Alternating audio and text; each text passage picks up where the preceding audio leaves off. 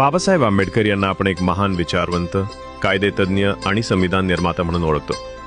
पण त्यांच्या आयुष्यात काही निस्वार्थ, समजूतदार आणि निष्ठावान मैत्रीही होत्या, ज्यांनी त्यांच्या संघर्षाच्या वाटचालीला आधार दिला.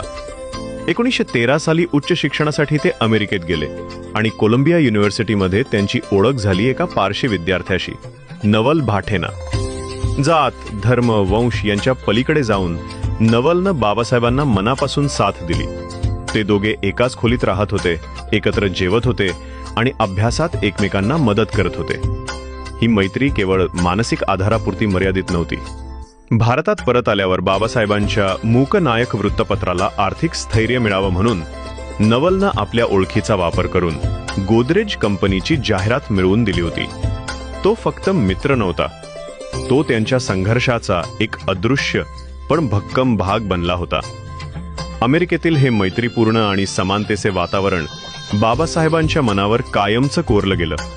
ते म्हणतात, माझ्या आयुष्यातले सर्वोत्तम मित्र म्हणजे कोलंबिया युनिव्हर्सिटीमधील माझे काही वर्गमित्र आणि माझे महान प्राध्यापक John dewy, James Shotwell, Edwin Seligman आणि जेम्स हार्वे रॉबिन्सन.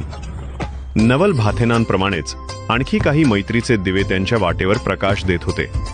प्राध्यापक केळुस्कर यांनी बुद्धचरित्र भेट दिलं, ज्यानं त्यांच्या विचारांना दिशा दिली. छत्रपती शाहू महाराजांनी मूकनायक सुरू करण्यासाठी आधारस्तंभ म्हणून आर्थिक मदत केली. आणि संत गाडगेबाबांसारखा एक निस्सीम मित्र, ज्यांनी समाजाला सांगितलं, तुमचा उद्धारकर्ता हाच आहे, ह्यांचं ऐका. ही मैत्री, ही साथ म्हणजेच माणसातले माणुसकीचा सर्वोत्तम नमुना होती. या मैत्रीमुळेच बाबासाहेब अधिक मजबूत झाले आणि समाजासाठी अधिक भक्कम उभे राहिले.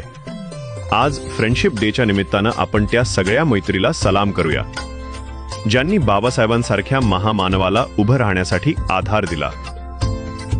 मैत्री ही केवळ भावना नाही, ती एक शक्ती आहे आणि बाबासाहेबांचं आयुष्य याचं सर्वोत्तम उदाहरण आहे.